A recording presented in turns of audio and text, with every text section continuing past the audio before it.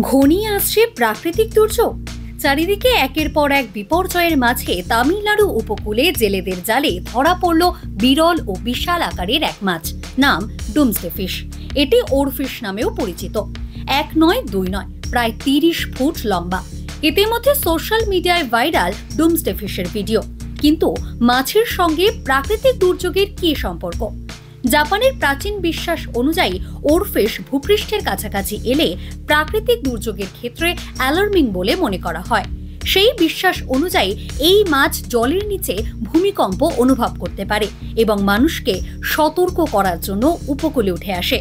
তবে বিশেষজ্ঞরা বলছেন, সমুদ্রের গভীরে তাপমাত্রার পরিবর্তন অথবা অসুস্থতার জন্য অনেক সময় এই মাছ উপরে উঠে আসে। 2011 সালে জাপান সুনামির আগে উপকূলে একাধিক ওরফিশ উঠে এসেছিল। এছাড়া 2025-এর ফেব্রুয়ারি ও জুন মাসেও দেখা গিয়েছিল এই মাছ।